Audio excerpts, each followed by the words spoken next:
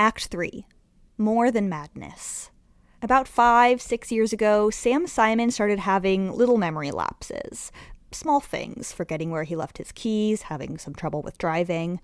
But then one day, it was like a black hole materialized in his brain, and memories began slipping away. Sam was diagnosed with early-onset Alzheimer's disease, and a lot of people assumed that his career as a writer and actor would be over. But Sam refuses to accept that assumption, and he started work on a one-man show. Sam's story today is about challenging those preconceived notions and his journey to accepting whatever the future has in store. Sam and I spoke the day after he premiered a one-man show at the 2023 APAP conference. I don't think neurologists should be allowed to even treat people with Alzheimer's and cognitive impairments unless they're equipped to assist them and navigate this world. Our first experience with the neurologist was like out of Frankenstein movie. He basically said, "You're just going to get worse. You're going to probably die from this. Here's a prescription. I got to go." And it's like a hidden section of aging in society that nobody wants you to see. And so I want to bring it out to the public. I want to air it. I want to talk about it. Memory centers and what happens inside nursing homes and assisted living centers, they have memory centers. One of the worst things that can happen to people is to be alone and to be isolated. And these places isolate them.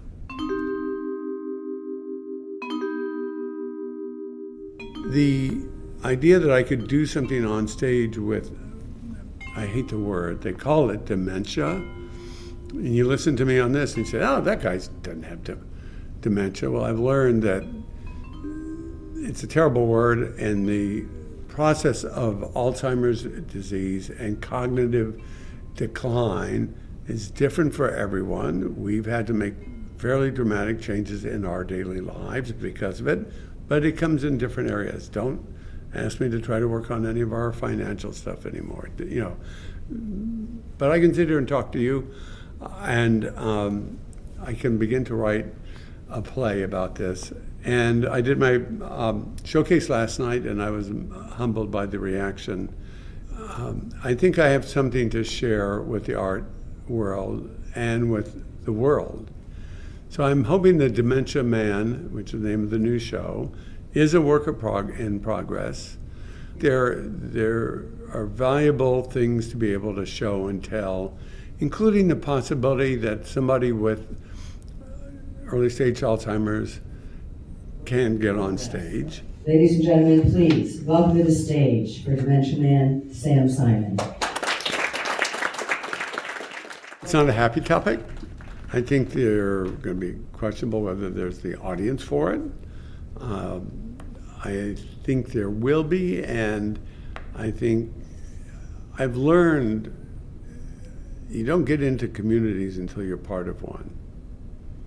And do we know that there's a Dementia Action Coalition? Do we know that there is Eastside Institute and Joy of Dementia? It is a tragedy narrative. There is a counter narrative, and I do have an intention, by the way, in this work to counter that narrative. And that narrative is that life with Alzheimer's disease is not worth living.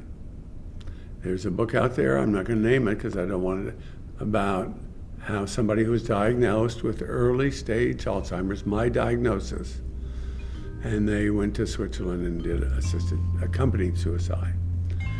And I'm also being surprised at how people say, "Yeah, if that happens to me, that's what I'll do."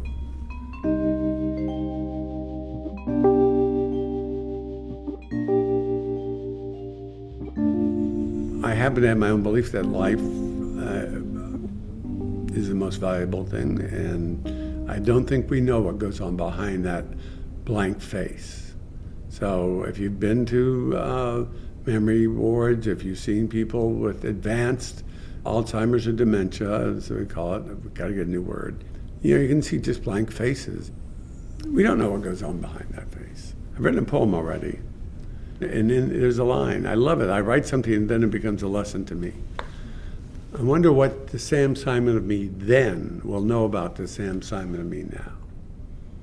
I understand I may be going away, but what's going away is the cognitive Sam Simon of today. I believe that there will be a different cognitive entity. And I have had somebody recently say he would go visit his aunt an hour a month. And they would just sit for an hour and he'd leave. And then one day on his way out, she said, thanks for visiting me, John. So there was something behind there.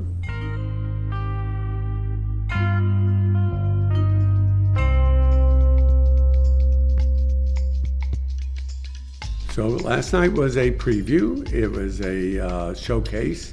The feedback was beyond my, I didn't know what to expect, and I didn't expect not only a standing ovation in a full room, but the people come up to you quietly afterwards. There was a gentleman who, I think a presenter, came up and said his wife is going through it, and he thanked me because he too could have another channel, another road. The narrative right now out there about people with dementia, and I hate the word, one of my goals is to relegate that term to a trash heap. And the trouble is, it is the word. So I can't pretend it's gone. And I think I would do a disservice if I called it cognitive impaired man. And we may need a different word. So I don't know the word yet. It is the broadly recognizable word. And so, in some ways, the contradiction of the meaning of dementia, mad, so the madman, and an impaired person, a person with a disability, is what we're going to see in the show and in the process. Reverend Harper has a book called On Vanishing, and she too hates the word and makes an argument that people like me with dementia add value to their community by being present among them.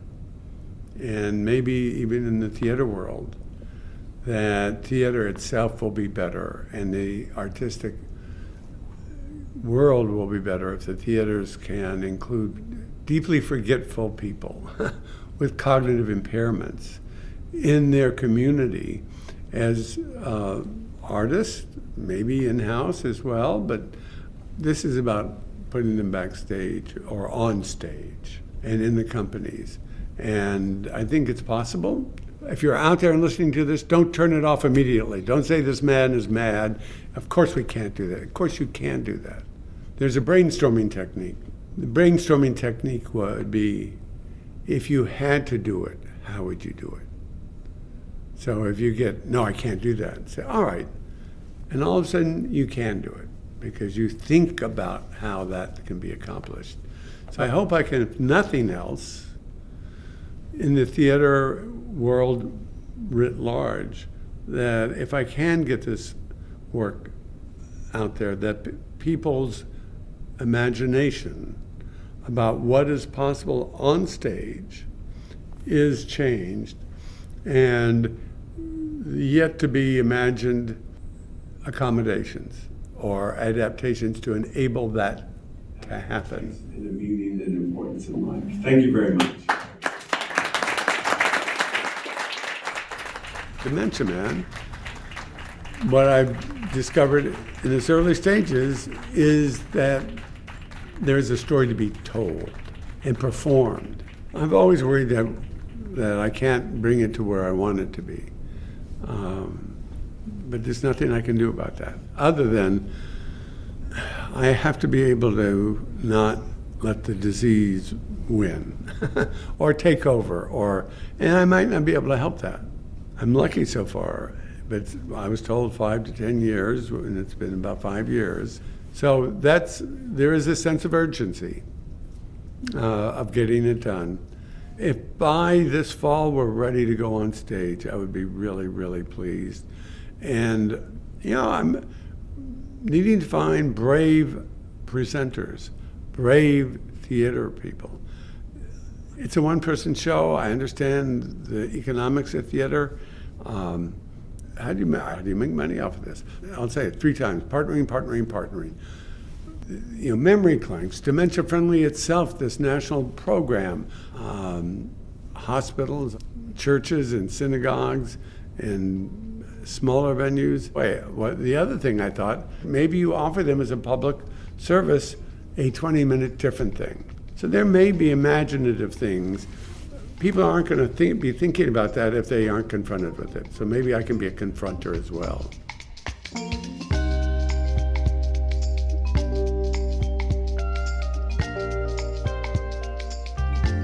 I don't know the end of the story.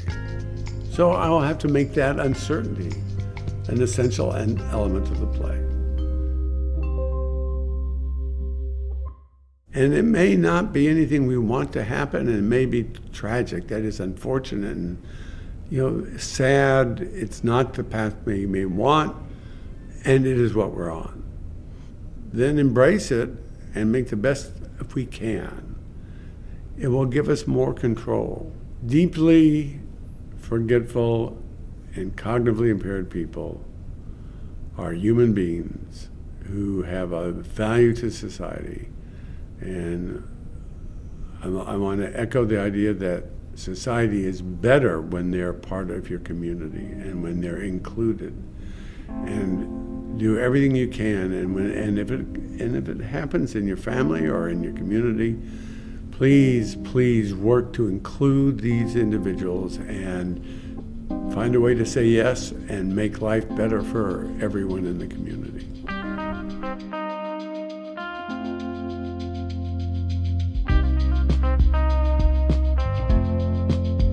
Sam Simon is a playwright, author, and actor in McLean, Virginia.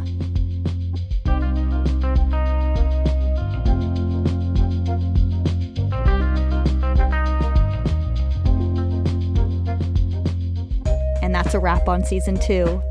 Thank you so much to everyone who has been listening and supporting us, whether that's telling a coworker or friend about the show, posting about it on social media, or leaving a review. We work really hard on these episodes, and it means a lot. Arts, Work, Life is a production from APAP, the Association of Performing Arts Professionals. APAP is the national service organization for the performing arts presenting, booking, and touring industry, and you can join APAP at apap365.org. I'm Claire Caulfield, your host and producer. Jenny Thomas is our amazing executive producer. Music is from Blue Dot Sessions, and additional audio today was from Sam Simon's performance of Dementia Man at the 2023 APAP conference in New York City. As always, this podcast wouldn't be possible without the generous support of the Wallace Foundation, so thank you. Other thank yous to Shanice Mason, the APAP staff and board of directors, our storytellers today, and the hundreds of thousands of arts workers across the world. Your stories matter, and arts workers are essential. Speaking of stories, if you work in the performing arts and want to submit your own story to this podcast, visit apap365.org/podcast. And if you enjoyed this episode and all of season 2, please leave us a review. It can help other people find the show. Arts, work, life. That's real.